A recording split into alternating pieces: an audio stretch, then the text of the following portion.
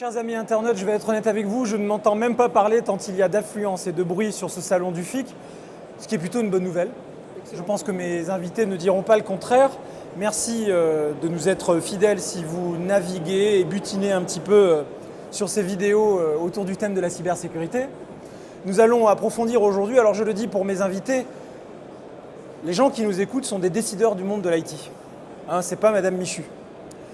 Et vous êtes venus nous éclairer un petit peu sur le thème de la sécurité sur mobile. Sachant que notre cible est constituée de décideurs du monde de l'IT, qui touchent un petit peu leur bille, si vous me passez l'expression, dans le cyberespace, qu'est-ce que vous avez à leur dire qu'ils ne savent pas encore forcément bien sur la cybersécurité? Je vais laisser parler un invité qui est déjà venu chez TechTalk, qui est Charles Daumal, donc qui est VP Vente et Marketing pour Aircom. Bonjour. Et dont la devise favorite est « Sortez couvert ». Il va nous expliquer pourquoi. Bonjour, merci de me recevoir. C'est une joie d'être ici à Lille. C'est la première fois qu'Aircom expose et est partenaire au Forum international de la cybersécurité. Alors pour répondre à votre question, qu'est-ce qu'on pourrait dire à des décideurs IT en sécurité des mobiles? Alors j'ose espérer qu'ils ne le sachent pas encore. Je ne leur ferai pas l'affront de leur dire des choses qu'ils ne savent pas encore. Il y a une chose, je pense, où on converge avec les décideurs IT et les décideurs sécurité, c'est que les décideurs encore au-dessus, donc les PDG, les DG, les ministres, les directeurs de cabinet ou encore au-dessus, sont plus ou moins conscients des enjeux sur la sécurité des mobiles. Après toutes ces affaires qu'on a entendues depuis l'été 2013, je fais donc référence à l'affaire Snowden et tous les reliquats et toute la suite, je pense que les décideurs ont bien pris conscience, en tout cas d'un certain risque sur les mobiles. Ça permet aux décideurs IT et aux responsables de sécurité informatique d'appuyer sur les projets et d'enfin avancer sur la sécurité des mobiles. Je pense qu'on reviendra peut-être un peu plus tard là-dessus. Pour les décideurs IT, il faut faire la part des choses entre les besoins en sécurité et les besoins projets. Si je vends des chaussettes, j'ai peut-être pas besoin d'avoir un terminal aussi sécurisé qu'une armée. En revanche, si je vends des chaussettes par dizaines de millions d'euros et que je fais beaucoup d'exports, là, ça commence peut-être à être un enjeu. Enfin... Alors, je vous interromps, mais ce que vous dites est intéressant, parce que ça peut sembler frapper au coin du bon sens et évident, mais c'est vrai qu'il y a une sorte de travail de lucidité que chacun doit faire sur ce qui est sa posture stratégique dans un écosystème. On n'est pas toujours conscient d'avoir et de porter sur soi des informations de grande valeur. C'est ce que vous êtes en train de nous dire. Tout à fait. Bon, tout à fait. Ça va mieux en le disant, hein, même si ça peut sembler évident. On prend l'exemple des chaussettes. Si j'en vends 2 ou 3, c'est pas bien gênant, mais si j'en fabrique des millions et que je suis le leader mondial, il y a plusieurs enjeux.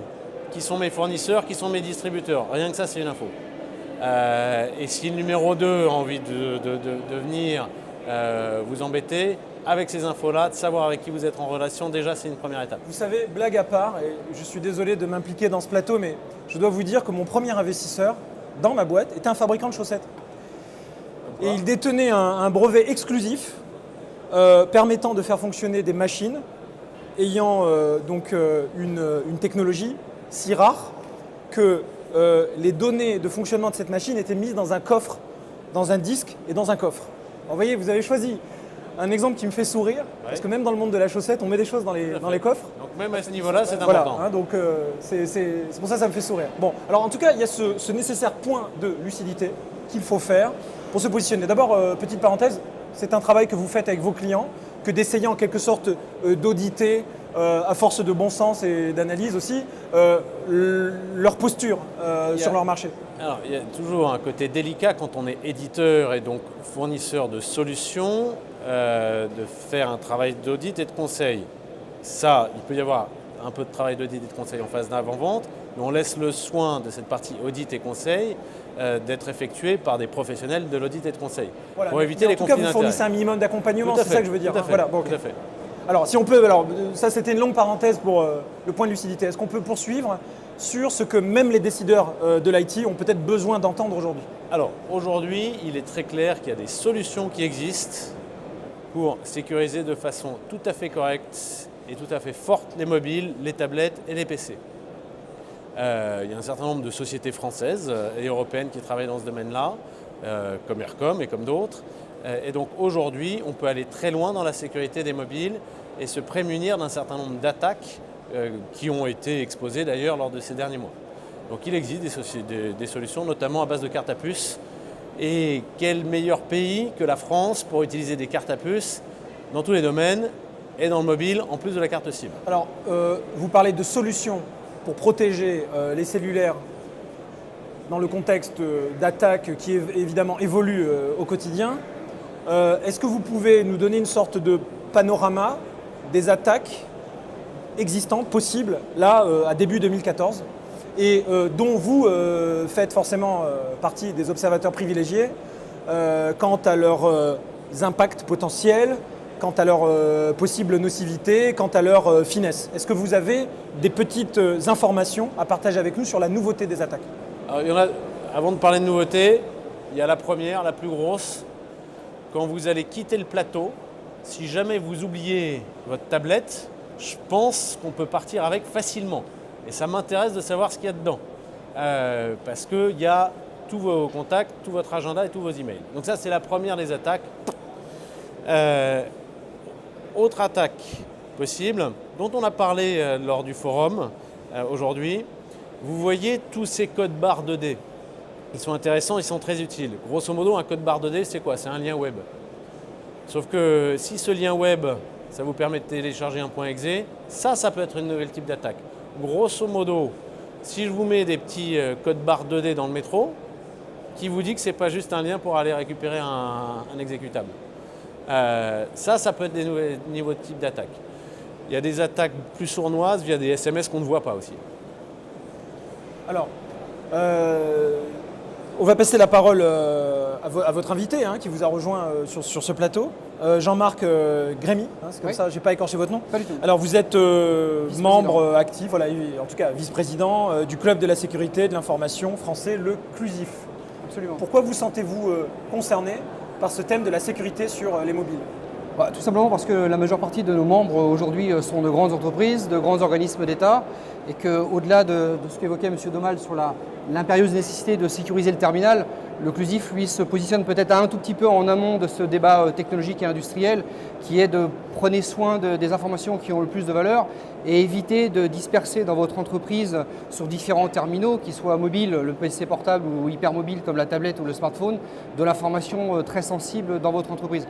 C'est un message qu'on essaie de marteler régulièrement auprès des décideurs en leur expliquant que vous évoquiez les attaques, le CLUSIF fait tous les ans une étude sur la cybercriminalité, c'est le sujet. Nous avons fait notre rendu la semaine dernière à Paris, puisque nous sommes une association sociale mais avec une présence parisienne assez forte.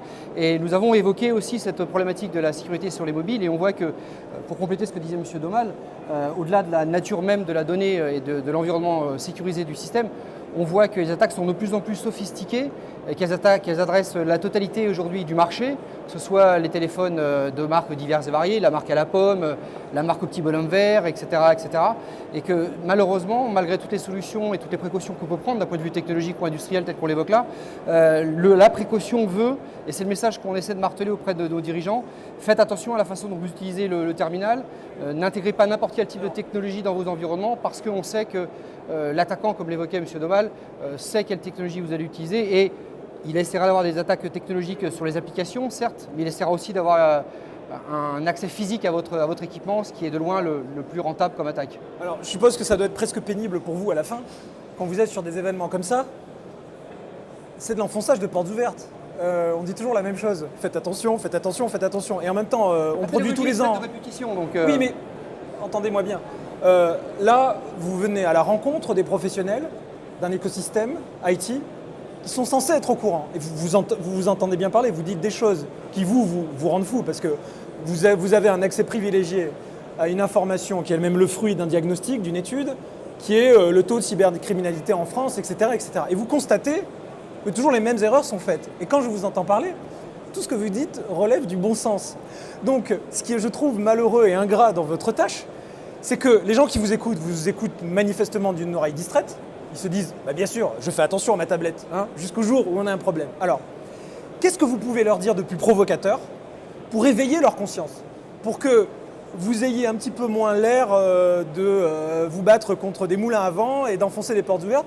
Qu'est-ce qu'on peut faire à l'échelle, notamment de cet écosystème de décideurs de l'IT qui sont autant d'individualités agissantes dans leur entreprise? Qu'est-ce qu'on peut leur dire pour qu'une bonne fois pour toutes, il y ait des dispositifs, de l'outillage intelligent qui se mettent en place pour que ça marche, qu'on fasse attention à sa sécurité?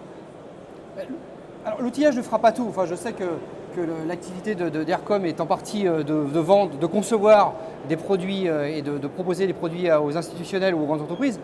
Je pense que la prudence est aussi porteuse de sens. Sur le même terrain, oui, je sais bien, mais alors, dire soyez prudent. Bon, oui, certes, okay, mais moi, mon problème, c'est que même si vous rabâchez ce message, pour il n'est pas suffisamment entendu. Tout à fait. Alors, si on veut être un tout petit peu provocateur, on pourrait dire aux gens, réfléchissez peut-être demain à l'abandon de l'usage de ces technologies.